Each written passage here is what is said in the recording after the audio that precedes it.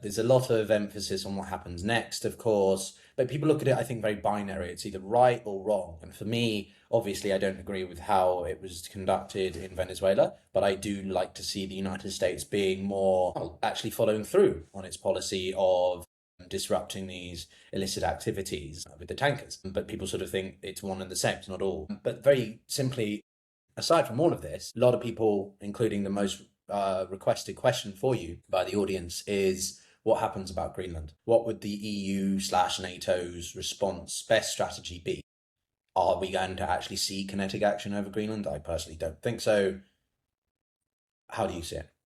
Yeah, so I'm with you. I think it's unlikely that we're going to see uh, any sort of kinetic, real military force. I think that would be a disaster for the United States. It would be the biggest own goal in the last 20 or 30 years for us if we did that because of the damage it would do to our relationship with our allies, damage to our credibility, um, and for what? I mean, the Danes and the Greenlanders have said, please send your troops back. You're welcome to be here. We used to have 17 bases in Greenland, and they've said, you can do this again. And they've also indicated that certainly they're willing to have U.S. companies come in and dig for critical minerals underneath the ice. I mean, so what is it that the administration is actually after? And I think it's not security. I mean, we haven't had anybody there except this one little space station for years. So where's the big security threat? When they say that Greenland's covered with Russian and Chinese naval vessels, it's just not true.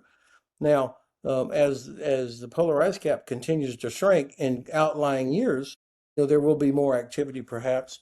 But this is where NATO could be proactive and say, you know what? The Americans have been helping us for a century. They bailed us out in World War I, they bailed us out in World War II, and then for 80 years after World War II, the Americans spent zillions of dollars helping to defend us and helping us recover from the war. Why don't we help America?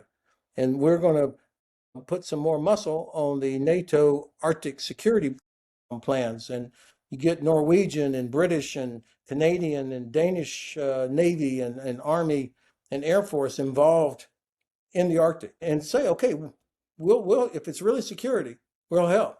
But I think we're going to find out it's not really security. It's about demonstrating this is ours, and we don't have to ask Denmark for permission to dig because it's ours. And I think that's what's really going on here. What I hope, and I hate to use But the word, but I think NATO is where this can be solved. As you and many of your listeners will know, there has always been a friction between members of NATO. I mean, the French kicked us out in the 60s. Turkey and Greece are always close to something happening. Germany, very unhappy with the U.S. when we invaded Iraq in 2003. And so NATO provides a format where other nations can say, hey, United States, you don't want to lose access to bases. You don't want to lose this great intelligence network that we have. Let's find a way to avoid doing something that wrecks this alliance. And I think they will eventually. but just to follow up on that more bluntly, what is NATO if the United States takes such a reduced role?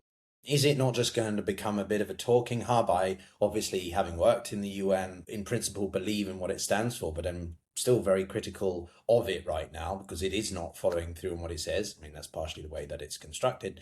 But like, what does NATO become? Just another talking forum? I don't think Uh, so. but we've seen the actions with the French leading up with testing exercises in Romania late last year. It was nothing without the Americans' provision of logistics, and there are a lot of basically shortcomings that NATO has unless we build our own capacity in Europe or the NATO or the Oh, Americans that's the don't. answer. This is what every American president has been pleading with our European allies to do, to build your own capabilities. And so this is all about political will. Look, the Germans have finally got it. They have finally figured out that they have to spend more. They're going to have to do it. And now There's no protests in the streets. I mean, Germans get it. The Bundeswehr is going to get bigger. They're spending zillions of euro on growing the size of all their armed forces, modernizing another 80,000 troops. I mean, that's there's no protests out there. They have finally figured it out. Other countries are going to have to do the same. Poland, they're not confused. Romania is not confused. But the things that the U.S. has always provided are logistics, intelligence, aerial refueling, these kind of things. Other countries are going to have to step up. But let's just say, for for the sense of argument, for the sake of argument, the U.S. says, "Sorry, we're out." That's not going to happen, by the way. But let's just say they did, or we're completely committed over here somewhere else, so we don't have anything left for you. And by the way, there's only like 80,000 Americans total military in Europe. That would not come close to filling up Wembley Stadium. So it's not so much that's there. Europe can provide, if they got serious about it, almost everything except, thousands of nuclear weapons. All the other stuff, it's a matter of priority and political will. And I'm a little weary of listening to Europeans say, "Oh, we can't afford it, it'll take too long." Well, get on with it. I live here in Germany. I've seen no decrease in the number of people that go on ski holidays or go to Saint-Tropez or go to Zult or all the other places. The number of Mercedes and Audis and BMWs here in Frankfurt has not decreased. There is plenty of money. There's just not enough political will.